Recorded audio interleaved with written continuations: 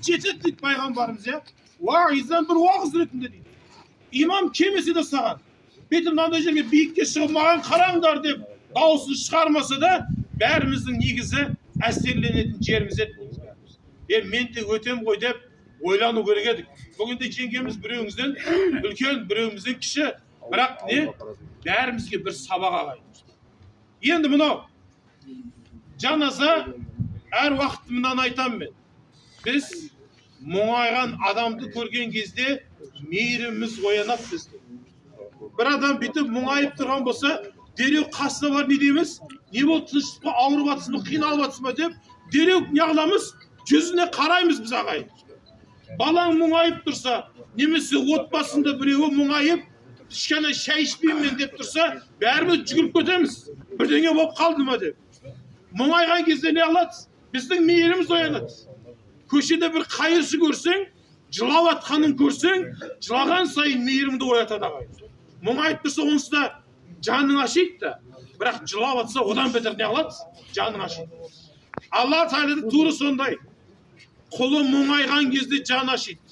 Алла Тағала тура сондай, бір құлы мұңайған кезде мейірімі оянады ағайын. Бәріміз мына жерде, мына өткен апамызды, жеңгемізді мәселен, қимай бүйтіп, бәріміз бүйтіп тұрса, Алла Тағала не қылады екен? Мейірімін оятады екен біз. Бірақ бәріміз тұрмыз мына жерде. Жыртың әңгіме, әзіліміз бар. Бір көңіл күйді еш түсіргіміз келмейді. Неге мұңаю керекпін мен дейміз бәлки. Неге мен көңіл күйімді түсірем? Біреуден себеп деп айтсақ, бұл қате ағайын мен сөйлейді. Жаназа сол. Бәріміз мұңаю керекпіз. Бәріміз мейлі қайғырып жылай алмайтын шығармыз. Бірақ бәріміз мұңаюға міндеттіміз. Неге? Мұңайған кезде Алла Тағаланың мейірімі оянғаны үшін. Бүгінде Құран оқимыз. Не үшін? Алла Тағаланың мейірімін ояту үшін. Сол себептен ұмытпайық. Біз бәріміз бұлай тұрған кезде кішкене қимай, бәріміз ақыретті еске алып, немесе кезек маған да келеді ғой деп мұңайып тұрсақ, Алла Тағаланың мейірімі сонда оянады екен. Сол себептен қайталап айтады. Жаназаға келген кезде бәріміз мұңаямыз ағайын.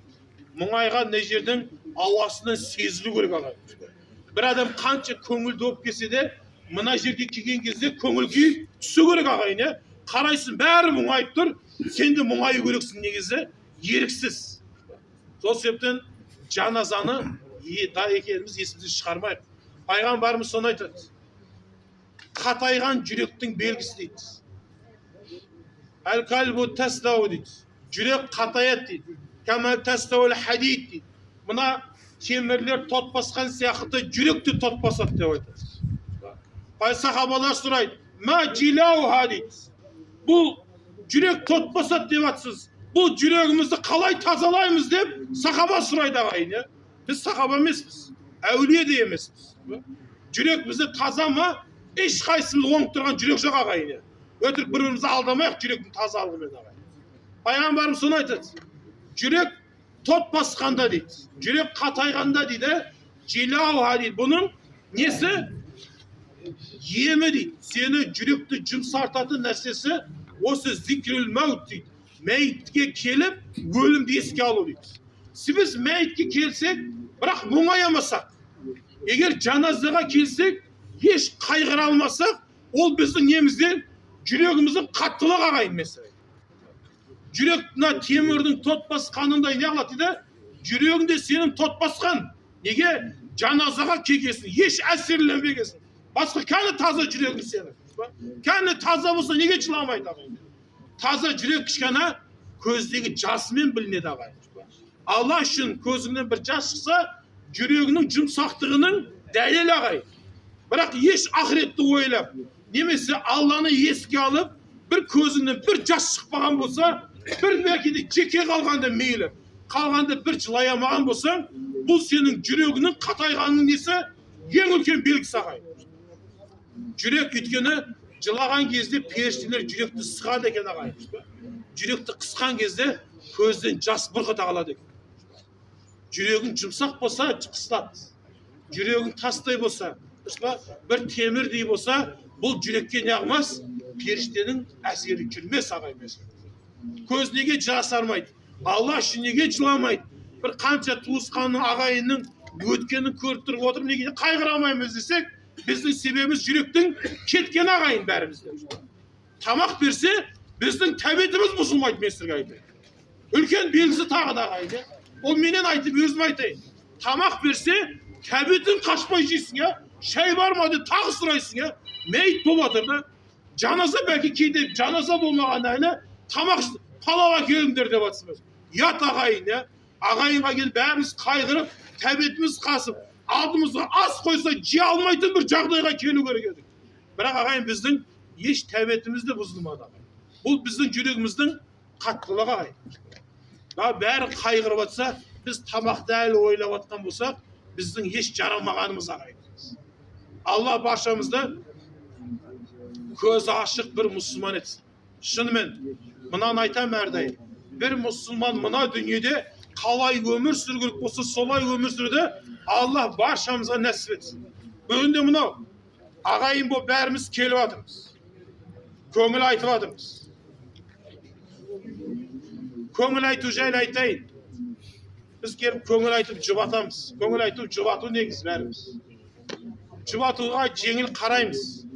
Бір мұсылман ретінде жұбатудың сауабын білсе едік, жаназадан еш қалмас едік ағайын. Бір жұбатуды айтайын сіздерге. Дүние сынақ па?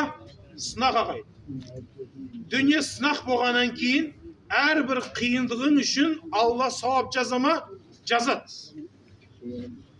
Пайғамбарымыз былай айтады, бекадарима тәстерихун дейді. Дүниеде қанша рахат өмір сүрсең дейді. Рахатпын мен дейсің. Құдайға да құлшылық жасамайым, Алланы да еске алмайым, пайғамбарға салауатты еш айтпаймын мен деп. Таң намазды ұйқымда мен бұзбаймын деп атсаң, еш қиналған ағайынға шығындалып көмекте бермеймін мен десең. Рахат өмір сүргесін. Артық шығын жасамағасың. Өте керемет, ішкесін, жегесін, білгенін істеп, еркелегесін, тәлпіштенгесін дейді. Қанша рахат өмір сүрсең дейді, соншалықты не дейді? Түн сабуын ақыретте қиналасың деп айтады. Дүниеде қанша рахатсың. Телевизордың алдынан әлі тұра алмайсың. Киноңды қимайсың.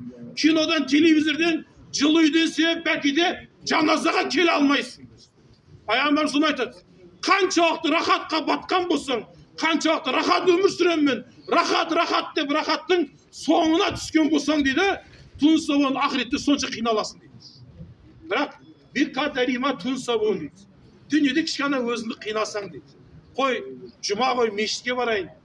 Бір мезгіл менде құлшылығым болсын. Кішкене бір жай намазда көрінейін. Бір құлшылық жасайын. Құлмын ғой деп, кішкене өзіңді қинап атсаң дейді. Қаншалықты өзіңді қинағасаң дейді, ақыретте де тәстерихон рахаттанасың дейді. Өлшем осы екен ағайын. Бәріміздің уайымымыз бар. Бәріміздің қайғымыз бар, бәріміздің негізі. Ешқайсымыз мәз емеспіз. Несін жасырамыз? Бәлки де жүзіміз бүйтіп күліп, жымиып тұра беретін шығар, бірақ бәріміздің сынағымыз бар ағайын. Бұл дүние осы ағайын. Алла жәннаттың құнын дүниеге қиындыққа байлаған негізі. Дүниеде қатты қиналсаң, ақыретте сонша рахаттанасың. Дүниеде қанша рахат өмір сүргесін. Бәлки де саған ешкім сөзді қайтармаған, артық сөзді бетіңе де айтпаған, сөзің қайтарылмаған, сөзің екі неғылмаған, екі мәрте қайталамағасың ба? Керемет өмір сүргесін. Қалағаныңды жегесін, ішкесін, қалағаныңа барғасын, келгесін. Еш қиналмасаң, ақыретте жағдайың қиын деп айтады. Сол себепті ұмытпайық, мұсылман қиналады дүниеде. Алла Тағала бұның жәннаттың құны екенін есімізден шығармайық. Енді мынау қиындық қараңыздар. Дүниеде ең кішкентай сынақ. Не екен білесіздер ме? Пайғамбарымыз айтады. Бір мұсылманның қолына тікен кірсе дейді. Қолыңа тікен кірді. Жаныңа батты ма? Батты ағайын. Жаныңа батты ғой дейді, сол тікеннің сауабы бар деп айтады. Неге жаныңа батты ғой? Дүниеде бір қолыңа, аяғыңа болсын, бір тікен кірген кезде кішкене әбірждің ғой дейді, соған сауап бар деп айтады. Енді қараңыздар. Пайғамбарымыз мынаны айтады. Мән кімде кім дейді. Азза көңіл айтса дейді. Bir көңіл айт. Мұса бән қайғырып атқан қайғы иесіне. Бүгін да апамызды, жеңгемізді дұрыс па, шығарып салып жақындар қиналып жатыр ма? Қиналып жатыр. Енді қараңыздар, бір адам қиналып жатқан адамға келсе көңіл айтса, ең ауыр сынақ ағайын, ақшадан ауыр ағайын. Біз ойлаймыз, сынақ десе ақша көп, аз, дүниең бар, жоқ, ол емес ағайын. Одан да ауыр сынақтар бар. Ақшадан да ауыр сынақ не? Адаммен айырылу ағайын. Ақшаң жоғалса орны толар, бірақ жақыныңды жоғалтсаң орны не қыламазсың? Толтырамазсың сен. Ең үлкен сынақ, ең үлкен емтихан дейміз ғой біз. Ең үлкен емтиханды не? Адаммен біздің емтиханымыз. Ақша үшін бәлки де ренжімессің, бірақ біреулердің сөзі үшін, бір ағайынның көңілі үшін ренжисің кейде. Неге? Ақшадан қымбат болған үшін. Адам, қайталап айтам, ақшадан қымбат. Дүниеңнен маңызды ағайын, қызметіңнен де жоғары. Бір жақыныңды жақсы көретін адамыңды жоғалтсаң, ақшамен, дүниемен орнын толтыра алмайсың. Сол себептен ең үлкен сынақ не? Ең жақын адамыңды жоғалту. Бүгінде мына шаңырақтың үйінде отбасындағылар ең қымбат адамын жоғалтып жатыр ма? Жоғалтып жатыр. Енді қараңыз, пайғамбарымыз соны айтты. Егер қайғырып жатқан қайғы иесіне бардың, мәйт иесі көңіл айтты, Алла рахымын алсын деді. Бұдан кейін жаңырақ тек қана жақсылық болсын дедің. Жақсылықты не қылайық деді, біз айтамыз, жолғайық деді. Немесе Алла рахымын алсын, мейіріміне алсын, Алла мейіріміне бөлесін деп айтып жатамыз, керемет сөздер. Бұл сөздерді айтып, уайымдамаңыздар, Алла бір жеңілдігін берер, қатты қайғырмаңыздар деп не қыламыз? Жұбатамыз. Бұл жұбатсаң дейді пайғамбарымыз. Қиналып жатқан адам қиындығынан себеп қандай сауап алып жатса, көңіл айтқан адам да тура сондай сауап алады. Қандай рахат ағайын, қандай жеңілдік. Не деген мейірім Алла Тағала. Сенің анаң кеткен жоқ, бірақ анасы кеткен адамға бар көңіл айтсаң, анаңды жоғалтқандай сауап аласың. Бауырыңды жоғалтқан жоқсың, бірақ бауырын жоғалтқан бір ағаға бардың, барып көңіл айттың бауырына, сол бауыр үшін қанша қиналып жатса, сен сондай сауапты алып жатсың. Мәйт иесі қайғырған сайын сауап алады білесің. Қанша ауыр деген сайын Алла Тағала сауабын солай жазар. Бірақ көңіл айтуды ойлансаңшы, ағайынға қандай рахат. Келесінде көңіл айтасың, баласына айтасың, дұрыс па? Көкемізге айтарсың, дұрыс па? Апамыздың арқасынан осында бір дұға етесің, көңіл айтып, жұбатарсың, сауабыңды молынан аласың. Алла Тағала мынаны айтайын, қайталап айтып, біздерді көзі ашық бір мұсылман етсін. Бірақ көңілге сен жаназаға ұят болмас үшін кегесің. Қой ұят болады дегесің. Бармасақ ұят болады. Жұрт не дейді деп ұят болмас үшін кеген болсаң, саған ұят болған жоқ ағайын. Болды, бітті. Бірақ сен ағайындық ақы бар десе, бәріміз мұсылманбыз ғой десе, бізге де бір ақысы өттен шығар деп келген болсаң, Алла рыза үшін келген болсаң, сауабыңыздың үлкендігі сондай сенің. Ұят болмасын үшін келгендер ұят болған жоқ. Қой көрсе ол жерде көрдік дегендерді көрдік, бітті ағайын. Бірақ Алла рыза үшін келгендердің сауабы біткен жоқ. Алла Тағала баршамызды көзі ашық бір мұсылман етсін. Апамызға Алла Тағала ғани рахмет етсін. Басқа бір хадисте былай айтады. Пайғамбарымыз қайғы иесін келіп жұбатқандар дейміз. Ақиретте құрмет шапаны беріледі. Құрмет шапаны деген мынау, бәріміз білеміз, мақшарда жалаңаш тұрады, киімсіз жатыр. Киімсіз тұрған кезде бұл ағайынға көңілді Алла рыза үшін келіп айтып жұбатып атқандар. Бір ағайынның өтімі дереу жаназасына үлгерейін деп барып, дереу сол уақытында жұбатып атсаң, дұрыс па? Уақытында келіп атсаң, Алла Тағала ақиретте не алады? Мақшарда құрмет шапанын да береді. Құрмет киімін кесін. Керемет. Мақшарда саған бір киім, барлығы киімсіз тұрғанда, саған Алла Тағала не алар? Құрмет киімін береді. Құрметті боласың сен. Құрметті адам болып, ақиретте мақшарда саналасың. Сол себептен еш жеңіл қарамайды. Әрине көңіл айту 3 күн ағайын. Көңіл айту қанша күн? 3 күннің ішінде келесің. Әрі 3 күнің бар ғой деп жүрмейді, ол емес. Барынша ертерек келуге тырысасың. Ескіде ол басқа ауылдардан келетін болғаннан кейін, бәлки де жаяу, бәлки де атпен, ешекпен келетін болғаннан кейін 3 күн деген. Бүгін күнімізде ұят 3 күн. жаназаға үлгереміз біз. Қай жақта болсаң да көлігің бар, жаназаға жетеміз біз.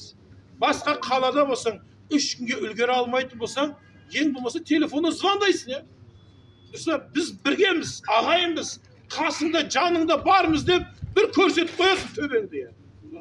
3 күн өтіп кеткеннен кейін көңіл айту жүрмейді ағайын, саналмайды ағайын. Сауап жоқ ағайын. Қанша жыласаң да, келіп есіктің алдында 2 сағат жыласаң да, 3 күнді өткен болса, саған бұл сауап берілмейді ағайын. Бәріміз асығамыз. Мүмкіндік болса жаназаға келуге тырысамыз ағайын. Жылы үйді кішкене шетке қоямыз ағайын. Кешке де барып жылынасың. Ой, не алам күннің суығында әне жерде тұрып, аяғым ауырады, белім ауырады, еш дұрыс емес ағайын. Ағайынсың ба, келуге ақылысың. Келуге міндеттісің негізі яғни. Сол себептен жаназаға келуге тырысамыз. Ой, дәрет алудан ерініп, баруға қиналып, барсам аяғым ауырады деген бұл ағайындық іс емес ағайын. Бәріміз жаназа деген кезде ақым бар деп қайта соңғы сапарда бәріміз шығарып салуға, ақтық сапарына не керекпіз? Аттандыруға бәріміз үлгеруге тырысу керекпіз. Еш жеңіл қарамайды. Бір әшейін көңіл айтудың сауабын қандай екен көрдіңіздер. Көңілді уақытында айтамыз. Арадан бірнеше ай өтіп кеткеннен кейін, жолда көріп қалғаннан кейін, жолда көріп жылату жақсы емес ағайын.